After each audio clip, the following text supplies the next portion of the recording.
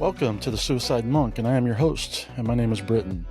Today we have the privilege of delving into the world of mental health with a remarkable guest, a dear friend and decorated clinical psychologist who also wears the hat of a passionate educator in the field. Known for her unwavering dedication to understanding the intricacies of the human mind, she embodies the essence of a perpetual student, constantly seeking new avenues to enhance her ability to aid others in various aspects of their lives. In this insightful conversation, we explore the profound disciplines required to shoulder the weight of mental health challenges. Our guest shares her journey discussing the continuous learning process and the innovative approaches she employs to make a meaningful impact. Beyond the professional realm, we also delve into the delicate balance she maintains, harmonizing her professional responsibilities with the demands of her family life. Join us as we unravel the layers of empathy, resilience, and wisdom that guide our guests through the labyrinth of human psyche, offering listeners a glimpse into the challenges and triumphs of a dedicated clinician navigating the complexities of mental health. Sit back and enjoy, and we'll see you on the flip side. All right, welcome. Why don't you introduce yourself and tell us what you can about yourself? Okay, I forgot to think about a name, and I don't want to call myself Karen. That's fair. Let me think. Definitely I don't know. Lisa. Anyway, so I am a mental health provider. I've been doing this for almost 20 years now. I've have a doctorate in clinical psychology, so I work with people in just the outpatient setting. I've done some inpatient work, but it's mostly outpatient. So that is my focus. I've taught throughout the years at the university level, so I teach psychology courses, and just a huge passion more and more as I continue down this road. I actually fall in love with it more and more. So, yeah. Really? Mm-hmm. Yeah. Because you hear so many counselors that burn out because of the weight that they carry. Mm-hmm. Yeah, how do you manage that? Yeah. So that's definitely a real thing. I've noticed, I think you're constantly balancing. Oh man, that's a great question. You're constantly balancing, maybe, first of all, if you're not called to it. I think that's the biggest part. If you don't feel a sense of calling to this work, then I don't think you make choices along the way that protect your ability to function in the work. So, I've had to set very serious, hard boundaries with myself personally, with family, with career choices or choices within my career, so that I can function and be on my A game as much as possible when I'm working with clients, because the client deserves my A game. Like, it doesn't matter at what time of the day, my 8th or 9th client that day, they all deserve that, because they didn't have 9 clients before them. They have their lives that they're trying to get help for. Exactly. So, yeah. So I have to manage that. I've had to manage that throughout the years, but it hasn't hurt to learn how to do it. It's helped me actually. I feel like I function better in other parts of my life because of it. So it has to be a calling. I do tell that when I'm teaching my classes, and no one really knows until you're in it and you're ending one of your days and you just heard some pretty gnarly stories and you go, what am I doing this for? Like, why are they asking me for help? Who am I? And it's very sobering, humbling, sometimes devastating realization of your limitations, and a few conversations with God to say, I wouldn't mind not doing this anymore. Can we please go in a different direction? And then there's this follow up almost immediately of no, because this is how you work. This is what you do. And it makes the most sense in my head to think in these ways with people. So it's got to be a calling. So, well, yeah, I'm hearing that, and I hear a lot of, especially youth, go into the realm of psychology, but it's a lot of them seem to be coming from broken homes, and they want answers to their own Mm-hmm. life, so they go into Mm-hmm. psychology. Yeah. How do you manage that for them? I mean, because we do seem so, which is not, I don't think that's a bad thing to be in a broken state and looking for an avenue to help yourself and then help other people. Mm-hmm. I don't think that's a problem, but it does seem like there's a lot of youth going through that mental turmoil and seeking out psychology to Mm-hmm. hopefully remedy those problems. But I'm not sure if it ever does. I don't know. Yeah. Yeah. These are great questions. I love thinking about them out loud with someone. So I do. Okay. So I've noticed, so this is kind of like a funny little joke, one of our nerd jokes in the mental health community of the providers, what we say in the break rooms type of thing, is we all came Sure. Yeah. from some gnarly backgrounds. Like, we're almost like, what are we doing here? Because we've come from some stuff. And Right. there is a Well, level yeah, of, that's what like, I'm what you saying. Most of say, them, definitely true. Yeah. Using this to understand ourselves and almost like finally make sense of it, but helping others through it. And that's constantly what you hear, when you ask, so why did you get into the field? And you'll hear these stories. But the ones, there's,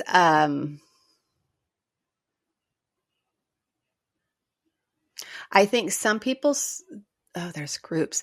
There's some people I think who stay in it too long, that are so burnt out while they're in the field. profession that they're completely ineffective. Mm. It's like they don't picture themselves in anything else, doing anything else. So this must be what I have to do. This is just And you'll job. see that. Yeah. Yeah. And you'll hear this when we're talking with each other about, different cases that have come up, just these really pat answers and like basic diagnosis. And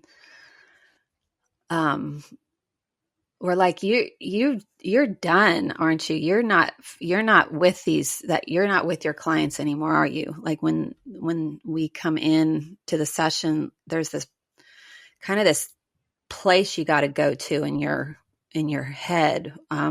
Each person is a brand new experience. And so you kind of have to like dump last session, come into this one, and you're like in that moment, and you're in that moment.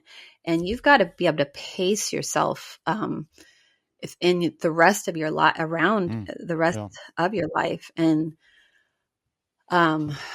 some people just, maybe they don't have the ability to introspect to that extent to realize when they're no longer taking care of themselves anymore.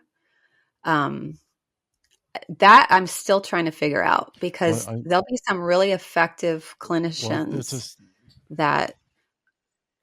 it's a slow Mhm, process for all of us. That well, I'll just call it darkness. That darkness that eats away at us. It's a methodical darkness, and a lot of people don't recognize it because they're mhm, not managing that weight that's coming their way. mhm, And so, mhm, even though they think they might be, they kind of let that slip, and you can't fall down in the darkness mhm, because it'll consume you.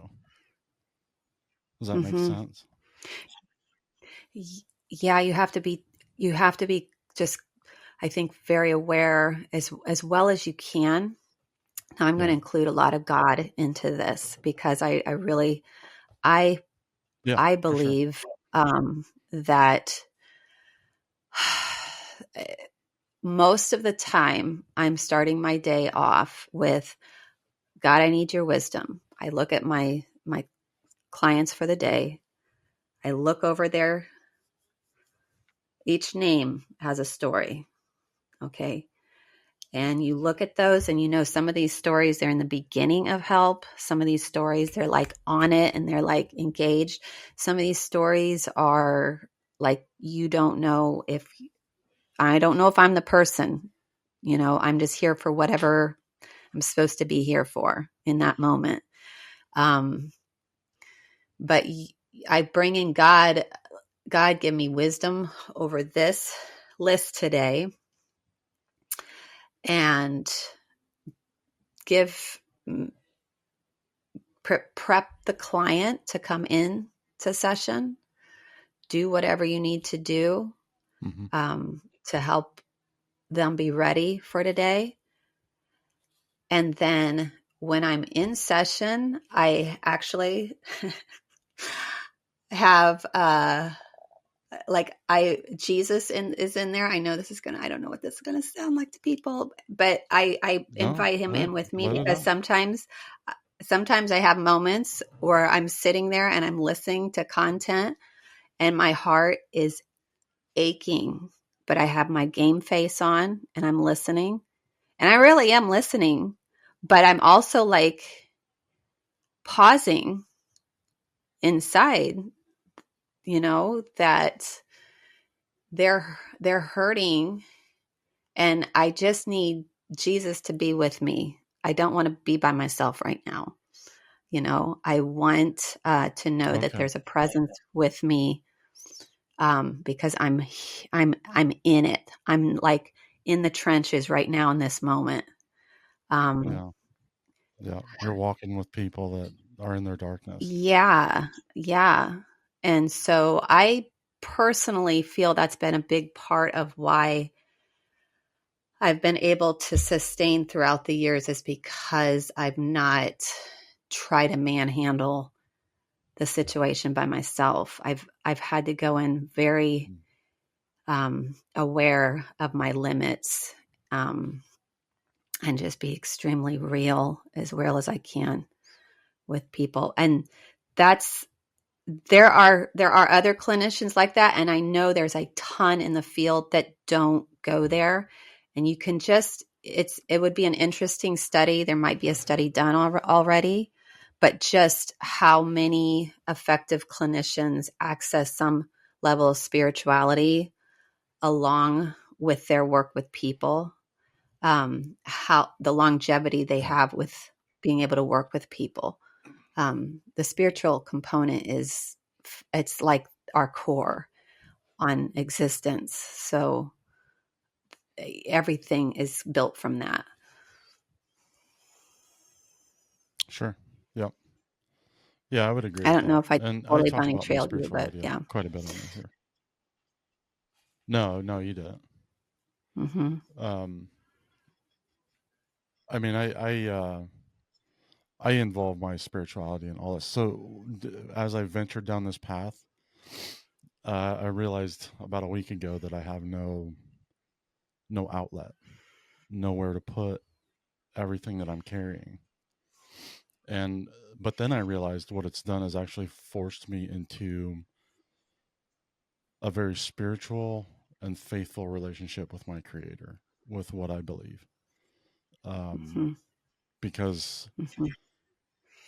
um, financially, I'm trying to raise money to help somebody else, and I left myself out of that equation. Um, Mm-hmm. Maybe not intentionally, but um,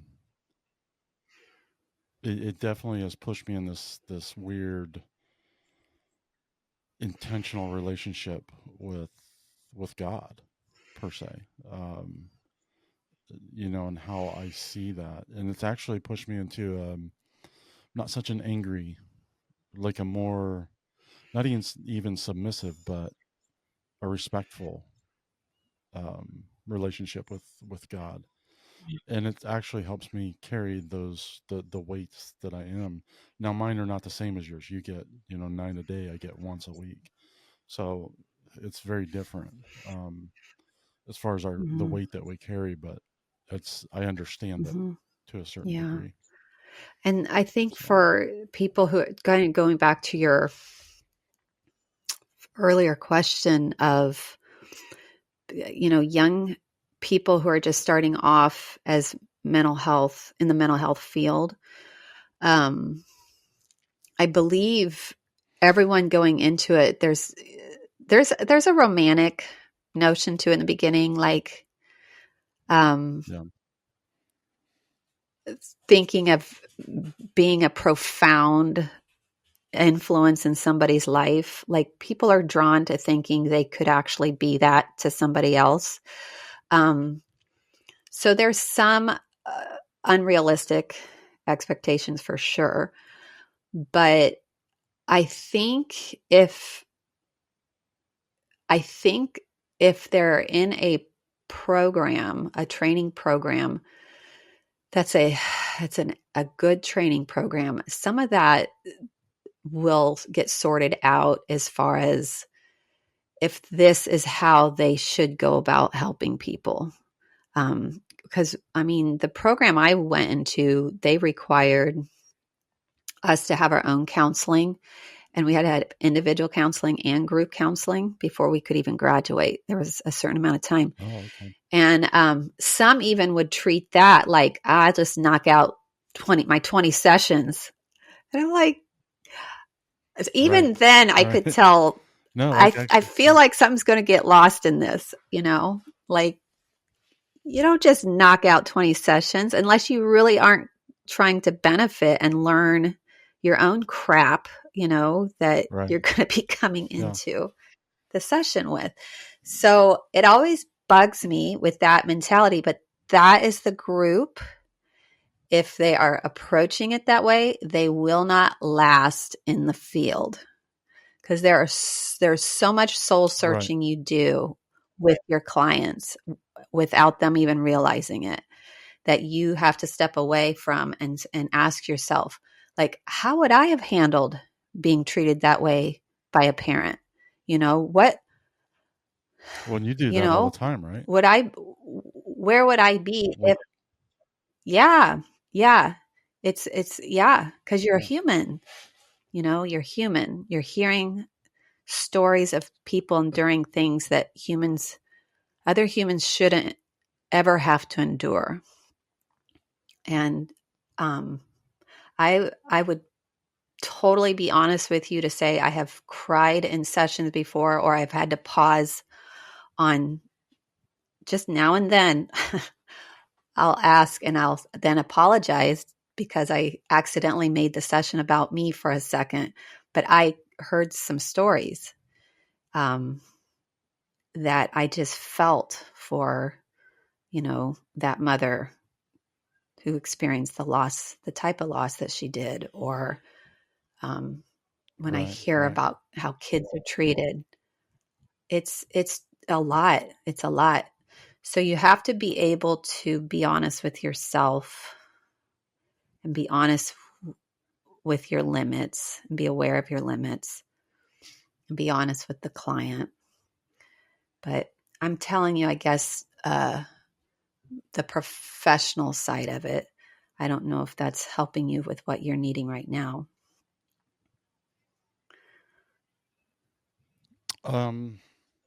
Well, it's not. I'm not really looking for me Okay. per se, but Okay. Okay. yeah, Well, I yeah. mean, Most of the this is audience, like gonna what be. they're needing to hear. Oh yeah, yeah, yeah, yeah. I have Mm-hmm. no idea what they want to hear or need to hear. This is all like, hopefully, it's the needle in the haystack. It feels like, but there's also some good feedback on the direction. So what I have gotten, I think we're doing just just fine, or Okay. at this point, as far as I know. So Okay. yeah. Um, so let me ask you this: how do you, with all that, and I relate to it because I'm carrying some of this, a similar weight in a different way, but I understand the weight of people's darkness and how they Mm-hmm. don't know how to deal with that. And again, I'm not a psychologist, or I'm just here to talk to people and get their story and maybe relieve some of that pressure cooker that they feel, and then Mm-hmm. maybe hopefully put them in a direction that gets them long-term help. So Mm-hmm. that's the goal. But as I carry some of the weight that I carry, I I know my stress management is much different than yours. But how do you manage family around that? How do, because if you're given 100%, 9 hours a day, 8 hours, 10 hours, whatever it is, how do you come home and give the next 6 or 7 to your Mm-hmm. family Mm-hmm. and be 100 for that? Because you are carrying, like, I don't think people really understand. It's not like talking to a friend who's struggling. Mm-hmm. These are people's lives that are incredibly, like, you hear the worst of the worst, the abuse, the beatings, the sexual abuse, the drug abuse. It just, if you can name it, you go down Mm-hmm. the line, and that's what you're involved in. Yeah, and I'm responsible for it. So how do I'm you? responsible to take care of Yeah, that. Yeah. yeah. Yeah. Um, let's see. What I've learned, it's taken time to learn this, but um, I prefer working for companies that allow me to make my hours. I decide my hours so that I can, Mm, um, yeah. yeah, and so that's a thing. That's where sometimes you see burnout is people that don't get that ability. They're in the field, they're practicing, um, they had all the intentions of starting out good, but they're working for companies that don't allow for that. And I've worked in that too. In one place, and yeah, I'll just say that I've worked for that, and so being able to decide how much time I can give in the day to that, to the professional Mm, side, yeah. and then taking learning how to be in the moment. So that's something I've had to learn through just my own mental health practice. When it's hard for me to find a therapist that I want to work with. And it's like probably like a mechanic trying to find another mechanic to work on their car. You know what I mean? So I like, Right. Right. Yeah. yeah, it's like, all the tricks. So they better be really good at making you feel like you're not being CBT'd on. You Right. know what I mean? So Right. I Yeah. I find more help just with talking with other clinicians, and just learning from them. But mindfulness practices, anything that helps me learn how to be in the moment and to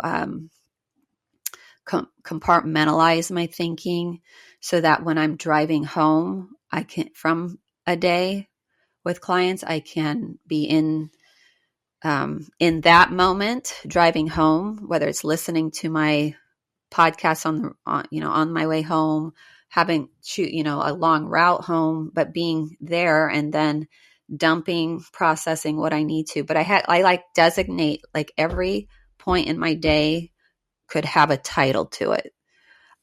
Morning time has a title, Okay. and it fills this. Work has a title, and it fills this is what goes on in that time. So when I'm at home, that's family time. That's my time with my family. And so I don't answer. I let patients know that on the onset that I'm not going to be your go-to for crisis.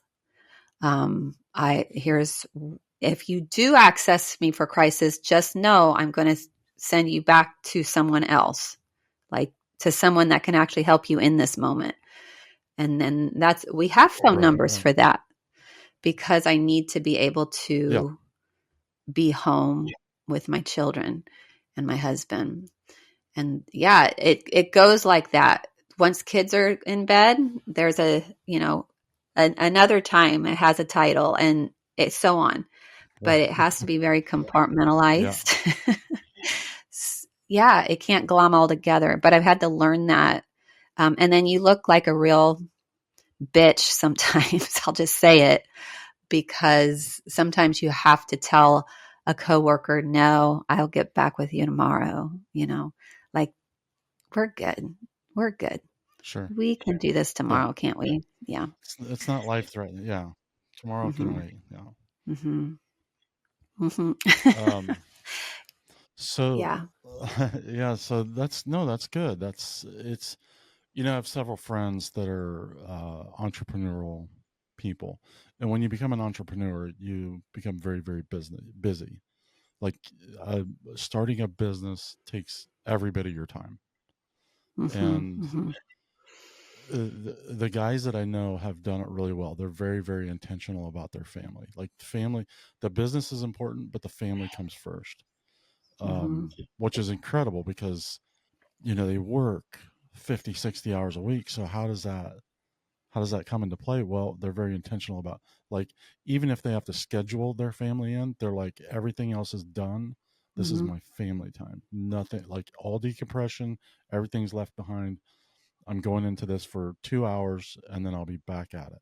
But for right Mm-hmm. now, I'm going to calm my mind and be present for my family. And they're very Mm-hmm. good at it, which is incredible Uh-huh. because most people can't do that. Well, you got so I just think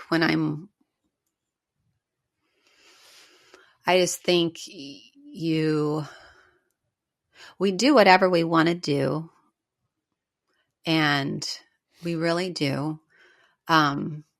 So for some reason, we can't, why can't we not answer that call right now when we're with our kids? What compels us to step out of that moment?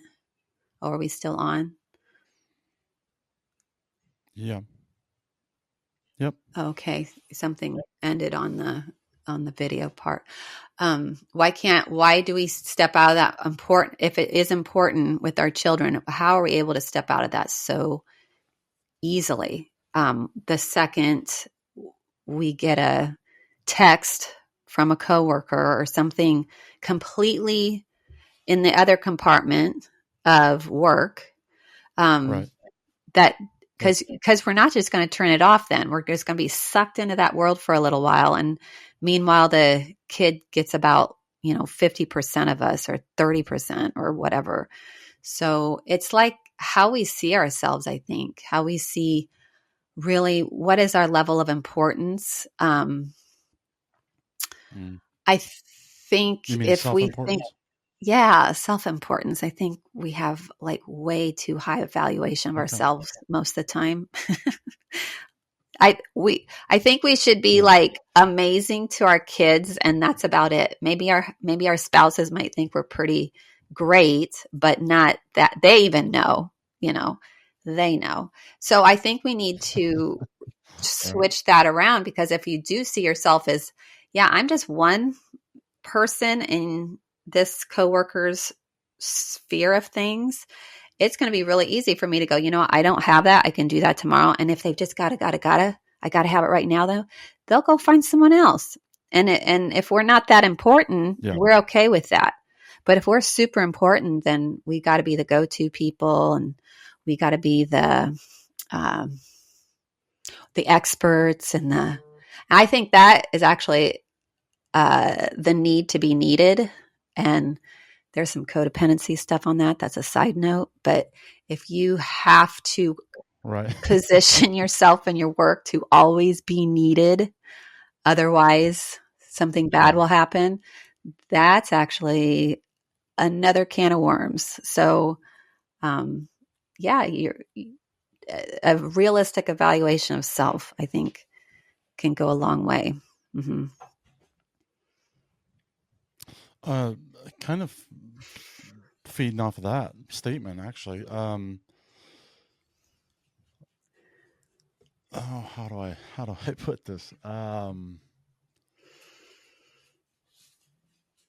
Well, I was gonna put it in context of me, but I'm having a difficult time trying to figure out how to phrase that. Um, because I Now I'm super self-evaluate all the curious. time. Um, Okay. Okay. what's that? Okay. Yeah, keep going with that. No, I'm curious. Um, yeah, it's. I mean, I'm always looking at how I act in society, um, Mm-hmm. how I present myself, how I let outside things affect how I present myself. That social anxiety type of thing that really prevents me from being kind to people sometimes, because of fear. Mm-hmm. So I'm once that was recognized, I was able to start working on it, several years ago, and or a few years. I don't even know anymore. Mm-hmm. It's been a Mm-hmm. while. But now it's even expanded into I have confidence from just by recognizing the problem and Mm-hmm. being conscious of how it affects me when I go into a place, or how I go in and interact with an employee that is there to service, the needs of the consumer. And it's, oftentimes we overlook those people that are helping us, or we treat them poorly. And I think my goal is switched to, I'm always going, they don't get paid enough for me to be rude to them. Mm-hmm. Mm-hmm. In a Yeah. Well, and there's the other thing is kind of switched for me, is that everybody's got a story, and everybody has a story to tell, and everybody's story is important. Mm-hmm. So it's taken a lot of judgment out of my life for me, Yeah. because I don't know what they're going through, but I'm interested. Yeah. Yeah. And it's not just I don't know what they're going through, it's that I'm actually interested in the fact that they are who they are. Mm-hmm. And it takes away so much judgment for me. I used to judge people on their weight, their looks, their clothes, their whatever it looked like. That's who I became. Well, that's what I was. I was a judge and jury of, are they appropriate or not. And now it's so weird, because I'm only judging how I want to present myself now. Mm-hmm. And Mm-hmm. Mm-hmm. that that's what I looked at, and this is what I talked to my son about, is if you can step back, if you can kind of just step back from your your life, your problems, your everything, to take all the emotion out of it and step back and start looking at your life logically, and say, okay, I accept myself for everything that I am, because that's what I've been taught that God does. He accepts me and loves me for who I am and what I am, no matter what. Well, that's a whole different concept, because, well, okay, so God loves me. Well, if that's the case, well, then, okay, maybe I should just love myself for being a druggie and an alcoholic and smoking cigarettes and wanting to have sex and all these things. And that's what I did. And the ironic thing was, once I started to accept myself and I stepped back and said, well, I actually don't like that about me. I'm not going to beat myself up over it anymore. I just don't like that about me. So now I start changing. I start peeling that away. And surprisingly enough, pornography went away for me. So it's been about 2 years now. and I just have no desire for it. Ironically, cigarettes went away. Do I still crave them? Yeah, but I didn't like who I was, so I'm just changing those little things Mm-hmm. because the long-term goal is to be done with them. Cussing is getting less. Even especially being on the podcast, I'm become more aware of how I speak. So all these little, like, I've accepted myself, and it's weird because all these things that I think I'm okay with start to be questionable, because now I'm stepping back and saying, well, I accept that about me, but I don't like that about me, and now I can change it. Mm-hmm. What do you think of all that? Yeah. Yeah. The that acceptance thing is just it's huge. Oh, I'm sorry. Did I interrupt? It went out a little bit there. No, Okay. Okay. no, you didn't. The okay. The that acceptance thing is really big. They made a whole treatment model around acceptance. It's called acceptance commitment therapy, but it's this big um, this like effort on learning how to accept. Imagine it goes into so many different categories, but like from a physical standpoint, like when we think of grief and the last stage that we know of in grief, the grief process is acceptance. That tells us physiologically we need to go through the grief process. We need to go through the steps of the grief process, and that sounds like mechanical and like check boxy, like, With oh, I went ourselves, through you mean? depression. Yeah. Yeah. When we go through grief, there's this last step that's part of the stages of grief, and it's acceptance. And what it's telling us physiologically is that we are now at a state where we've gone through the loss, we've considered our ability to be okay, our viability, our safety. We've considered all that without that person, thing, whatever that loss, whatever that agent is. We've considered that out of our lives. We've had to do this radical shift and fight because we want it to go back the way it was. There's this big fight that Yeah, goes that on for a is that while, a and then paradigm shift? it's like what we see with bargaining and anger. When we're looking at the grief stages, there's bargaining and anger that is part of the fight of I'm not okay with this loss, and it's I don't know I can't see past the loss. I want it to go back the way it was, and I'll fight my way to getting back there or to not moving forward. It's like this surge of energy that comes over us. And then after realizing, no, the loss still is going to exist, it's happening, and you have that void in your life, there's a despair that kicks in. And that's where we see depression with people in grief show up, is because there's a despair of, I'm now sad that that person or that whatever, that agent is gone. I'm now no longer able to have access to that. The comfort I used to receive, the reassurance, the whatever that those parts of sadness are requiring, they're gone. And that's sad. And we want people like to be in that for a little bit, to recognize, because that's when we start Right. recognizing the meaning that person had in our lives, and the hopes and maybe dreams that we've never really articulated. And there's something that starts to happen in that, because the second you put that little morsel of hope in and in front of in front of a person's vantage point, that little carrot of hope, like these were dreams that I may not be able to have. You can think with a person like, but then what?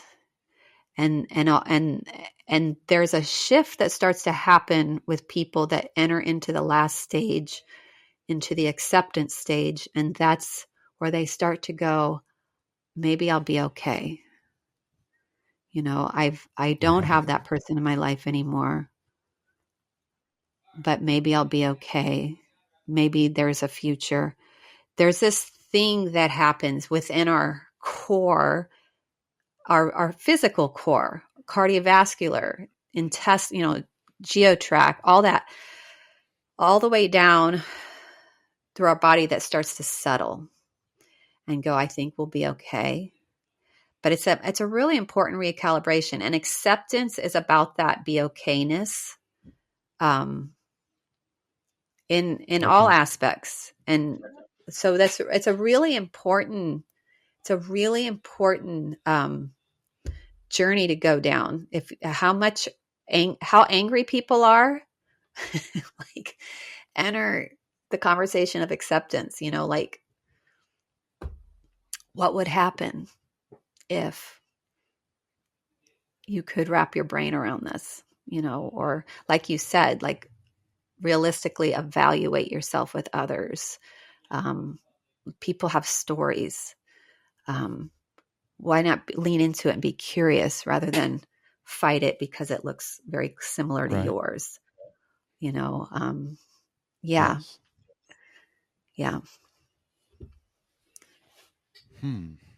I think that's a big word, acceptance. Yeah. Now, early on, oh yeah, it's really hard to fathom that you start to look at yourself and you're like, well, I'm this shitty person, and you're saying accept it. Yeah, that's exactly what I'm saying. Who else is going to accept you but you? Mm-hmm. And Mm-hmm. and honestly, what it did is it provided an avenue for me not to be a victim anymore. Yeah. Well, like if you said, I'm a shitty person, okay, I'm a shitty person. Once you accept that, it's like, I don't know, I can actually feel it in my brain, right? When you say it like that, like, now Right. you've like set it outside of your Yeah. body and you're looking at it now. And yeah, I am Yeah. what? And I don't know if I want to be a shitty person. I don't know what that looks like to not be a shitty person, or whatever. But Well, that it's like isn't that. setting it outside of your Yeah, body that's the for a second. curiosity, though. Yeah. Yeah. Yeah. Yeah. Mm-hmm. It's the opportunity to reinvent the way you were taught to be, Mm-hmm. basically. Absolutely. Mm-hmm. Oh my gosh. Yeah. Yes. Yes. Every day is a new day. That's a big one. Mm-hmm. Yeah, you can decide, and you don't have to know what that is going to look like, but the second you identify, I'll just keep saying shitty just for it just rolls better. But as long as you identify yourself, if you as that, you can kind of start picturing the antithesis, and so what would it look like Right. not to be? Yes. And is that what would is that what would ease some of the pain? Is that what would Well, inadvertently, it does. help me connect? Mm-hmm. Yeah. Yeah, I think we got a delay on this. Oh, well, I don't. Oh no, what part? Well, So, whatever is supposed to be will be. right. So yeah, yeah. Um, so talk to me a little bit more since I have this kind of, I don't know, theory, hypothesis, whatever you want to call it, idea that suicide is the bottom of the barrel. This is where all everybody who has a mental health issue, it has the potential to come to this playground of suicide. Um, like mild schizophrenia to new traumas in their life, and not being able to deal with those. And I have no idea where I was going with all that. Oh, Mm-hmm. the suicide is the bottom of the barrel. How, I don't know if this is an appropriate question, but how predominant is suicide in your practice? As far as, Is it yeah, can you, like, is it I, a, there's no, it says like 25% of the population. We have statistics saying that this is how much of our population in America is affected by suicide ideology. Can you speak into the, like, is that a predominant thing that happens with people, or is that an unspoken thing? Is this something that is people are afraid to speak out loud because they're afraid of being locked up? Um, is it so mm, swept under the table at times that it creates fear? I know it has in me, and I know it has in other people that I know that have the same type of ideology. Um, but I'm also a mm, little more bold than, like, I'm gonna be like, there's nothing you can do about my path, so I'm gonna speak it out mm-hmm. without care of repercussion or concern. So I'll see if I can, if I'm going to answer this. I'll, because that is a big Yeah, it's a touchy question. subject, Because especially for you. Yeah. it, well, you know what? It's actually not for me a touchy subject. It's where I'm trained in it, but it Right. shows up for I'm me talking in very about different navigating ways. it. Yeah, it shows up in different ways for for me. So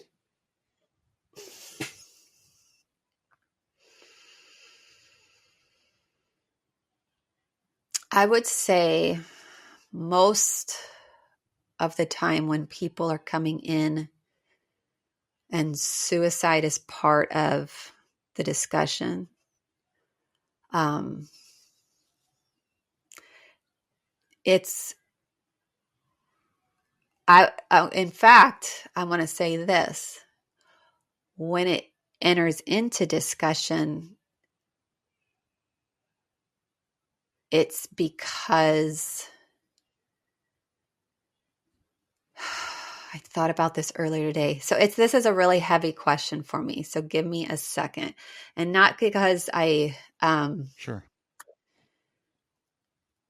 it's multifaceted. I want to make it succinct. So when people are coming in and there's a suicide enters in any way, it's typically because they want to live fundamentally, like as a human, but they don't want the existence they're living in anymore. And they don't know Correct. how else to change that. And Right. they've tried so many different ways to find relief, to find something, and they just don't know. And to be really candid about this, they don't come in asking for help with suicide. They come in talking about something else.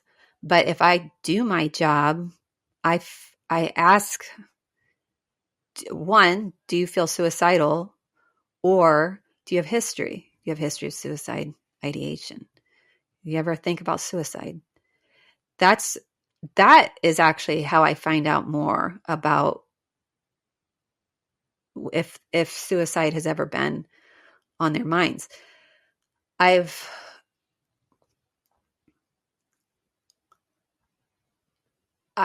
think that's way more common than people realize. Not that people are walking around thinking of, hurting themselves like that, but just that, if we could change the discussion around it, like if we could say, how tired of you of the existence that you're living right now? Like, just imagine what that conversation would look like. Like, well, you could probably imagine, like you've imagined it. But Yeah. I feel like the second you put that word, suicide, it like stops the discussion of what this is really all about, And so what's heavy? Why I'm feeling like I can feel this in my chest when you're telling me this. It's like trauma right now. I'm not kidding. Okay. But, what we're No, I know. It trained, is. what we're trained to do is to help you survive. And that's hard because if some of us, so this is where the clinical field divides. There's some that just see it as their duty to keep the person safe. And we're liable. Like our license are on the line and our ability to work in the field if we don't attempt to help you live. And we want to help other people too. So we don't want to jeopardize that because we didn't check the boxes. But exactly. the division happens when some of us know that we got to talk about this differently with our clients who are thinking about this seriously. Like, just talk with them through it. Talk with them. What does it mean to you? What does it mean to after you're living? What does that mean to you?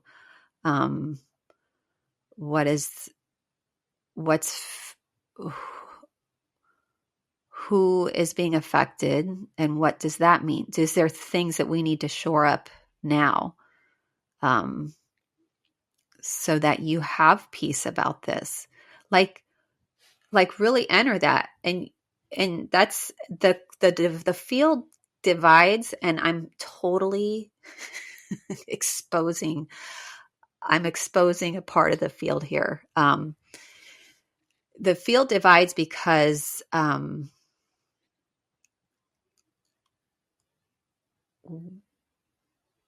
some clinicians just can't go into it. They're not comfortable with it themselves. They want to keep you alive. Right. And I always want to keep people alive. I do. I love life, and I love the potential, and I see the potential, and I ache for people that don't see their potential. And the messy and the growth that comes with aches, and like, I love that part. And I want people to see that who can't see that, and I'll do whatever I can, but I can't force I can't force that, because like they have to, for whatever reason, they have to like be up into that experience. They have to actually talk about this with somebody, what they're actually experiencing in a suicidal thinking. And I think there's absolute place for the discussion. It's just I think we feel a lot of responsibility if we can't help a person ultimately. And when a person chooses still death after we've seen the possibilities, it's like something we're really, really scared of. Yeah. It's a really How do loaded topic for you, different reasons, I think, for me, maybe. I don't know. yeah, for sure. I like to feel it with Well, I them. think it is Yeah. for everybody. Um, Even myself, I'm finding, even in the comfort level that I'm at, most people are, I can feel their uncomfortableness around me because I'm so candid about what I'm doing. Even as the Suicide Monk podcast is very, very taboo in name. So people get very, very uncomfortable right away. And I have to navigate that right away and help people become comfortable in that.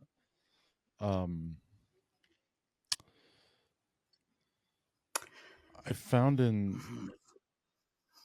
my own journey that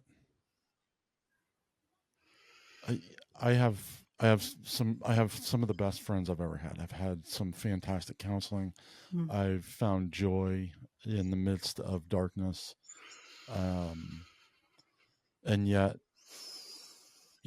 I'm 2 or 3 years separated from counseling, and I've I've finished off everything that meant something to me, destroyed it with anger and frustration and just being me, just being who I am.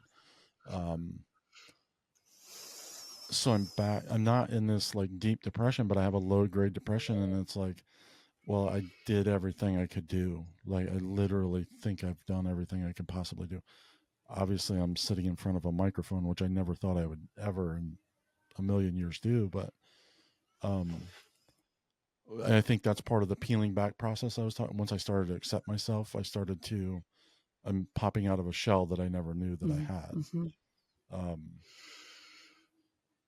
Mm-hmm. so like, so I'm 53. My, I've squandered my life per se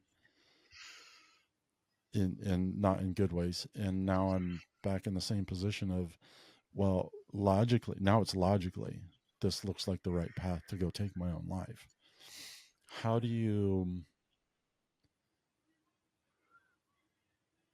How do you enter into that?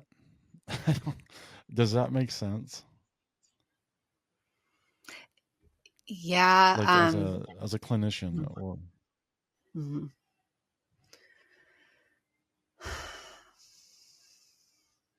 Well, I'm sure I'm not choice. alone in this. No, no. Um, the free agency, that's the first thing I think everyone has that choice. I think people are living now because they want to be living. Um, and then once they choose to die, that's what they wanted. Um,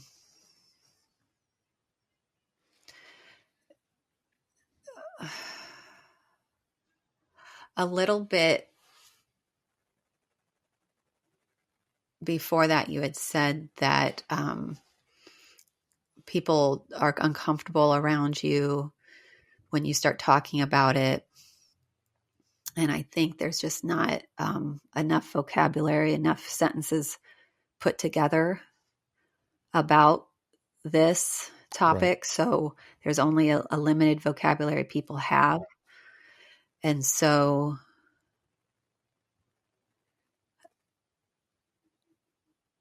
when people are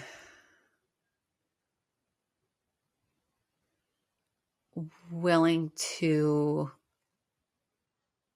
the fact that people are even trying to talk about it about themselves, like you are going through this very systematically with yourself and you have a process, I find that process even telling of a desire that you have towards life. Because to have a process to lead you up to something means whatever's that process is about is very important to you. And it includes life, includes the aspects of life. Sure. So at the end of the day, I don't think I have, that is really between that person, you and the one who gave you your first breath, of how that's gonna, what is going to be your last one. That's where I, Sure. Yeah. as a mental health provider, I have to bow out. I have to say, I'm going to give you every possible ability to articulate your needs, and we're going to look on ways to meet those needs and to do it in a life-giving sort of a way. What brings, what encourages life, what encourages thriving and forward motion, I will do that. But when you decide you don't want that anymore, then then my services are no longer needed, you know? Right. Right. And so people will stay engaged as long as they want that. And that's where I have to break it off. That's my personal, very strong boundary. Sure. Because I don't have a say over that. And I don't know if that answers your Right. question. Right. Well, I find myself in a very precarious position because of my situation. It's not, it's not, it's not bound by depression. Um, it's not bound in that emotional discomfort that I always felt. It's very different. It's like, well, no, you screwed everything up. You live in a low grade depression. Actually, it's a 25%. Like so when I start stepping back, I start doing statistics, and I'm like, well, I'm in 25% low grade depression all the time. 75%, I'm in joy and happiness and all the other emotions of life. But that low, like, it is no longer this up and down, like really high, high, really low, low. Does it try to Mm-hmm. creep? Does it try to pull me into the bed and keep me there for days? Yeah, but I don't let it. I'm like, no, this is, you go back to your space. I'm going to go back to mine because I got things to do. And, but then, Mm-hmm. looking at this, at my life logically, even from a child to marriage to kids to jobs to friendships to all of that, the relationship, everything, church, everything. It looks like a failure in so many ways. Um, but then Mm-hmm. again, at the bottom of the barrel, at the end of my walk, I end up in this another precarious position where I'm trying to save lives while I'm trying to take my own. It's very, very odd. And I'm not sure that it's normal. Um, at least my friend and pastor would say he's never heard of it in 40 years. Mm, yeah. Um, I, oh, okay. I'll be real candid. I, I wonder if even in this is about this being the purpose of those tragedies in your life, and well, like failures you're saying, um Will someone measure My them? redemption right here. Yeah, kind of not, yeah, maybe. I don't know. I don't know how you're thinking about redemption. So I don't know yet if that's the word I'd use, but just if we're always, always, always looking for a sense of purpose and belonging, that is like just what we do as social creatures. You have found your purpose right now, and when you say the failures, I, I've, they're, I guess like failing. I don't see, I, you and, you and I may always define failure in a different way. I think, I, Probably, yeah. possibly, yeah. Um, it sounds like there's like maybe different measuring sticks we use, perhaps.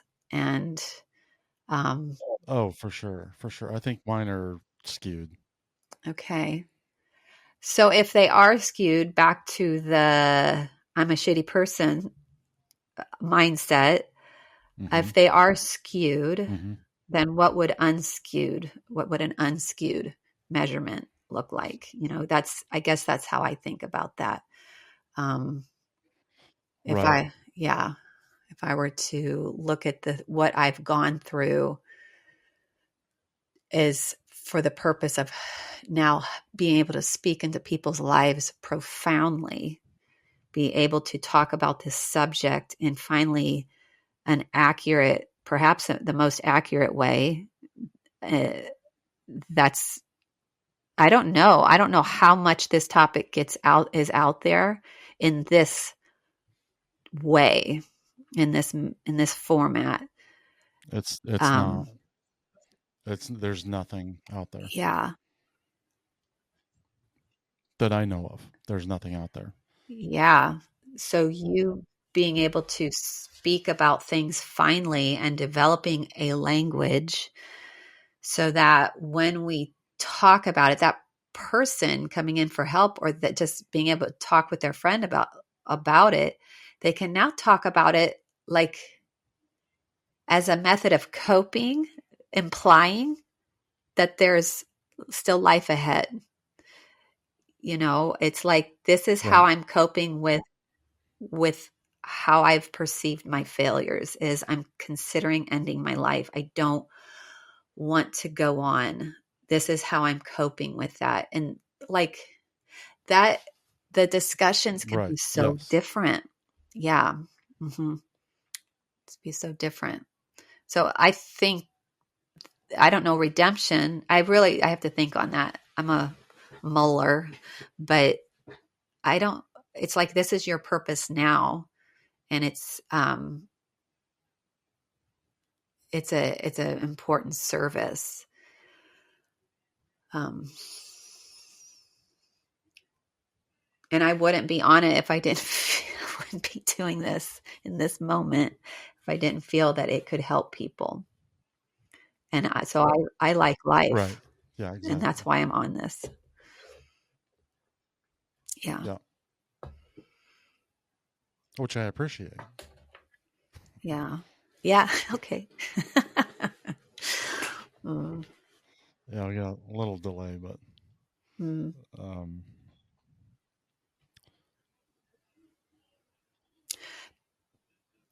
I really feel go strongly ahead. about the stuff we go through. I really feel strongly about the stuff we go through, um, as being, um, a way really to help others. We we have the best, we can be the best spokesman, most effective spokespeople, um, on these topics and giving people a sense of hope. Um, so if we can look at those things, like learn from me, I've gone through divorce, me personally. So I've gone through loss, pregnancy loss, multiple pregnancy losses. I've gone, ADHD, that's always a fun one to try to progress professionally, Right. I've struggled. So I use that. I prefer using that. I had a failed marriage. That's the vocabulary that's acceptable. I've had a failed marriage. I did. So what did I learn from that? I learned my anger management issues. I learned that what I don't like in human beings, I learned how to take responsibility and how to not take responsibility for what's not mine. The communication, Yeah. um, boundaries and all that, just in that particular failure in and of itself. So I can speak on that really much more effectively. I try anyways. When someone's going through divorce, I'd like to tell them, you know what, you'll get out on the other side and you may be a better person for it. I like to give that to them. And so, because that's truth. That's truth. I'm It not is. Yeah. making like rainbows here.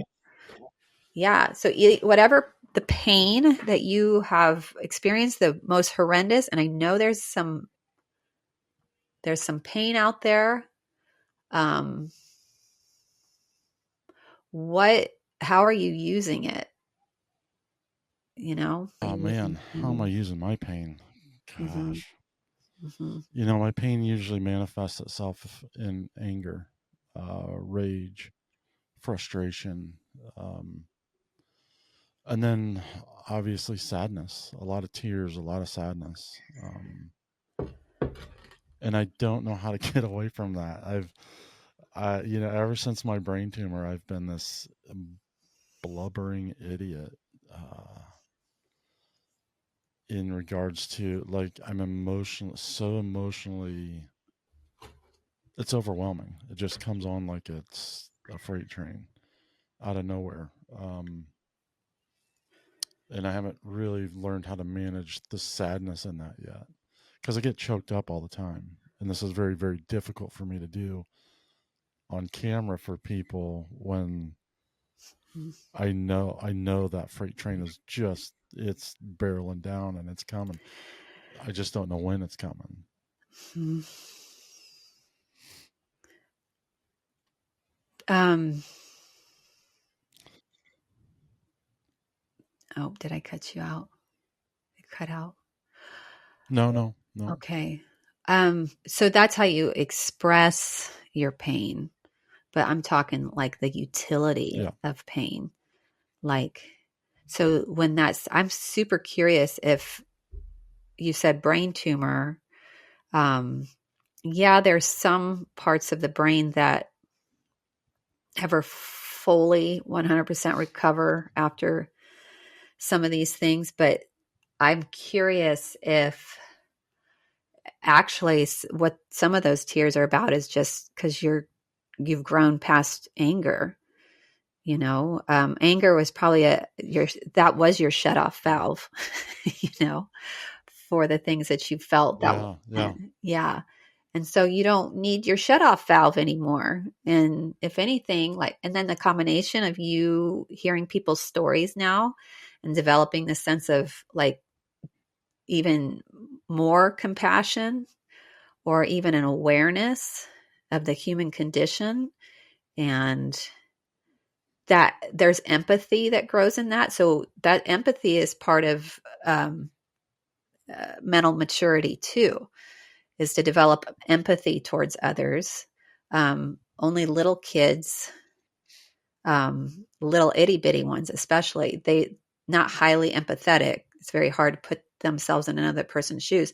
And hopefully we can cultivate that as they go on. Unfortunately, some adults never figure that out And they're sometimes even part of our criminal Right. population because they've never figured that out. But if you, Yes. yeah, if you can grow in empathy, that's mental maturity. And what if part of your brain healing after the tumor has actually been um, about tapping into the awareness of others differently, not using the anger like you used to. Because you probably are crying appropriately. You just have never done that before. You've got a lot of buildup from many Yeah, definitely years. not. Yeah. Yeah. Definitely not appropriately. Like years of not, um, it's Yeah. something your body needs to do and wants Instead to of do. crying, it's always been a tantrum. Right. Right. Oh my gosh. Yeah. Yeah. mm, Even when I was young, I mean, the tears were there, but the tantrum always came first. mm, hmm Yeah. I also discovered this year that I have sensory issues like noise, especially noise is really, really hard for me. It used to be smell when I could smell, like certain smells would just instant headaches. Certain noises send me into rage. Mm, Um, hmm hmm taste, foods are very, very difficult for me. Um, I'll fluctuate in 10 pounds of weight because I'm unable to eat what I ate 3 days ago. Like, I can't, like, texture and like mm. all of it. Everything looks beautiful, looks good, but when it comes to, like, I already know the texture of it, and no, I couldn't, like, ingest it. It's so weird, but I realized that, like, especially noise is a rage trigger for me, and it's not just anger, it's rage. Can you repeat that? Especially noise. Yeah, especially noise, it doesn't just create anger, it creates instant rage. hmm Like, I'm above my anger threshold when it comes to certain noises. I just don't act Has out on that, but it's very different. Like, yeah. anxiety now. Has that always been the case, or has that been since the tumor? Well, I always thought my tantrums were they were emotion based on trauma. Hmm. And what I'm discovering as I'm older, or in this last year, is that my rage is actually induced by noise first. Oh, okay. So how did you go I about didn't finding know this that. out? I heard you say, and I actually listened to one of your earlier podcasts that I think it, I think you mentioned the sensory thing too. My little Yeah. ears perked up on that. So how did you go about finding this out? I discovered it after San Diego this year. Um, I discovered it in San Diego. I didn't know what it was until I got out of San Diego. There was a moment in San Diego when I was locked up with the homies, that I just needed 5 minutes to myself, and I had earplugs in, and I'm sitting on the edge of the bed, and I'm in this heightened anxiety state and extremely angry inside, and I I realized the noise was the induction of that response. Mm, And so when I left San Diego, um, I started recognizing little things, like when I was out in public, like there were certain noises, like I just cringe, and I never recognized that stuff before.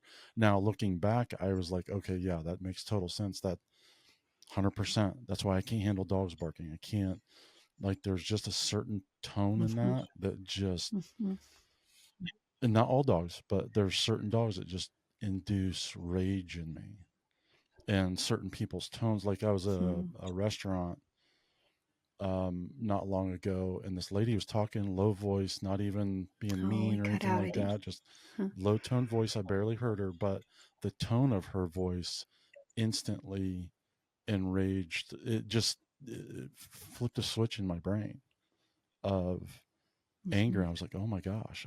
And so I got some dampening headphones, and they've been tremendous, but you lose them half the time. So it's like, Yeah. I got some of those, Yeah. I think they're loop. Yeah. Mm. Mm, mhm, Loop mhm. Mm, earplugs or something like that. And they just dampen noise. Yeah. mhm, They mhm, help tremendously. Like to restaurants, loud restaurants, I can't do it. So part of it might be brain tumor. mhm, And now that it's gone, it's enhanced those things a little bit, but mhm, I mhm, definitely reckon, but I've also eliminated people who induce, like I always thought, again, I thought it was emotional and based and trauma based, and people would just try to trigger me, but there's certain things that I have never learned how to deal with or appropriately manage, even as an adult, and even being as introspective as I am. mhm, I mean, I'm 53 years old now. I'm just learning that I have sensory issues, which makes sense because that's why they tried to put me in special ed. mm, They didn't know what to do with me. I was unruly because I didn't belong. Like there's so many, like all of it is like, okay, now the puzzle's starting to make sense.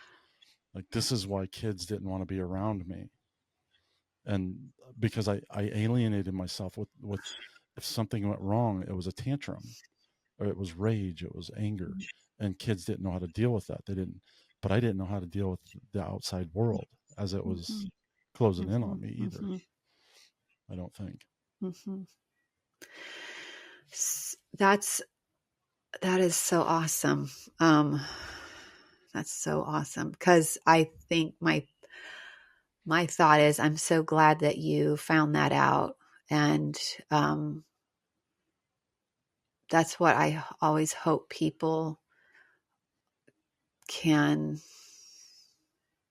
instead of working so hard at why can't I, and why, that why can't life be Mhm. better, or whatever that desperation is that gets them to the point where they give up.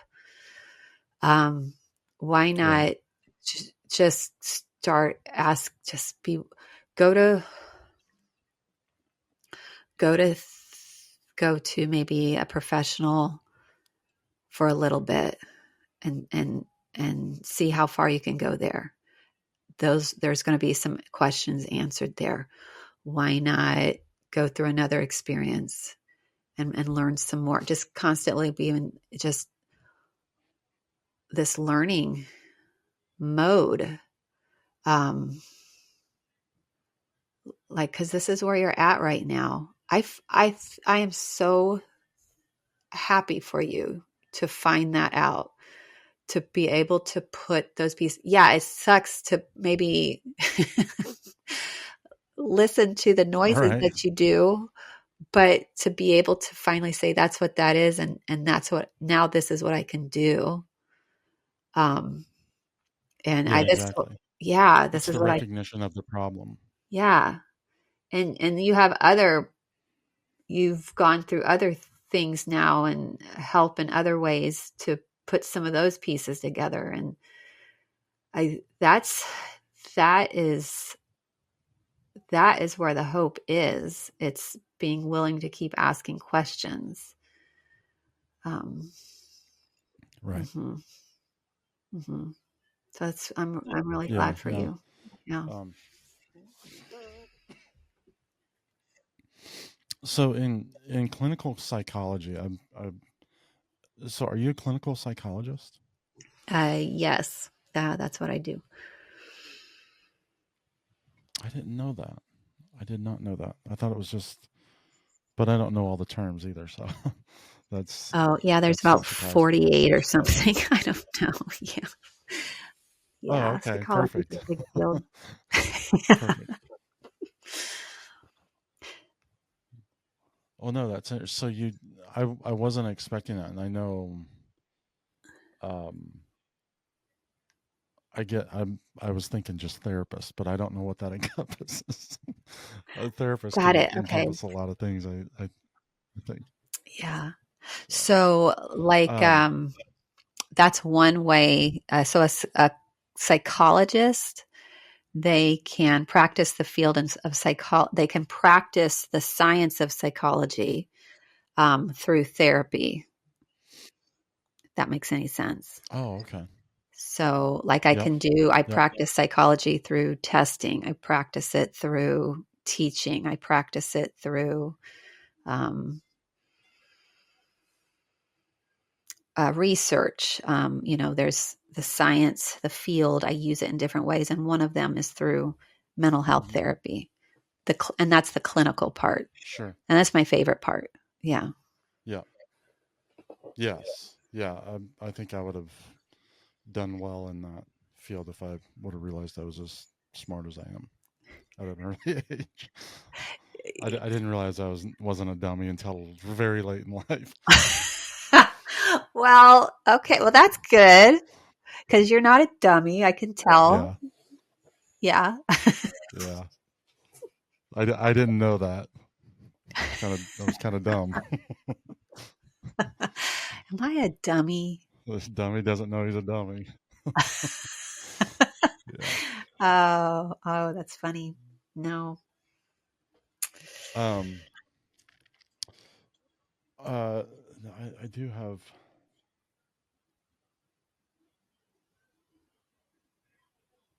other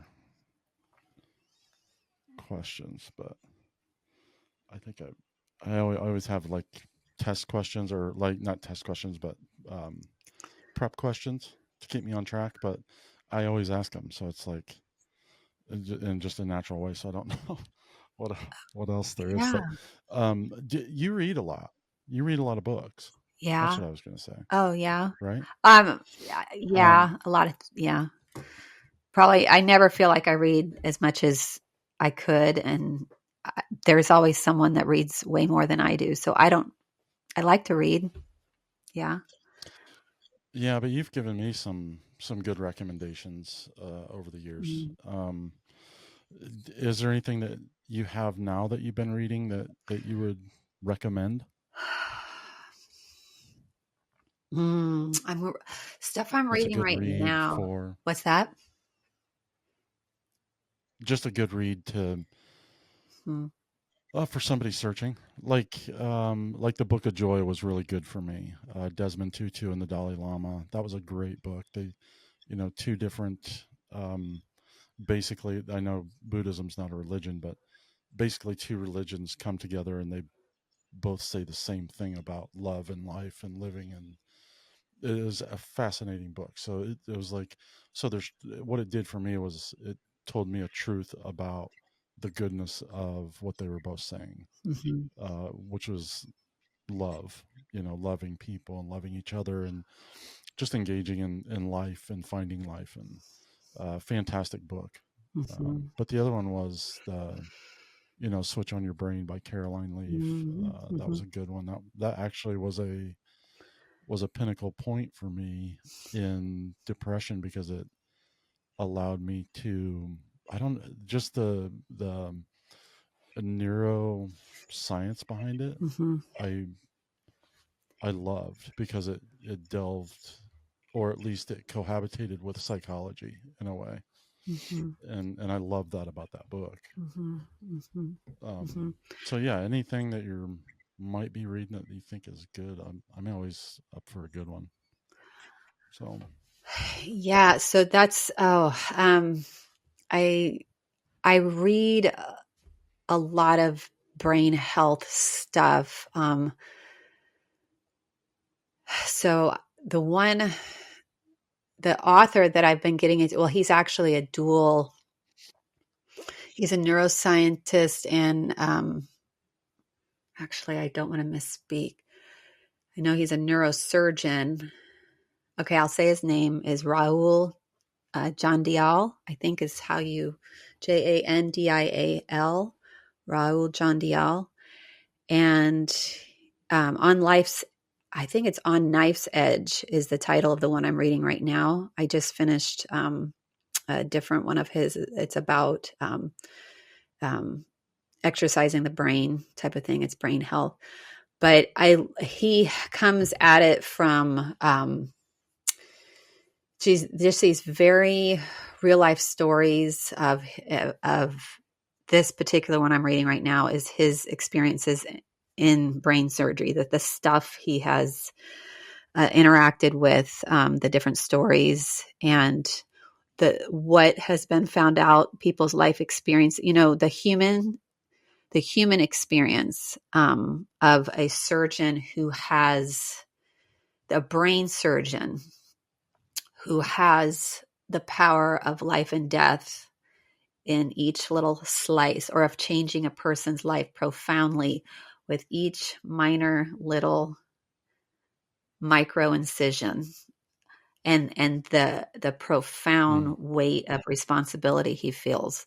And he discusses that, and the different stories and the different outcomes of the patients he's worked with in that particular book. And I'm really getting into that. I would never put myself in his stratosphere at all.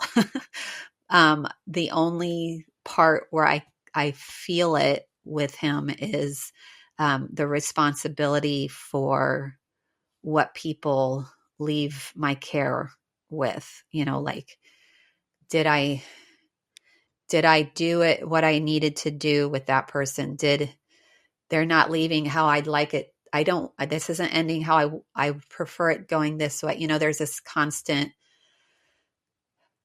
there's so many better clinicians out there, there's that. But again, his is on a very different realm. All with complete respect for what he does. But they're really interesting stories. And if anything, it gives you this kind of this interesting shift in perspective of life, of the preciousness of it, and and how precious people's stories are,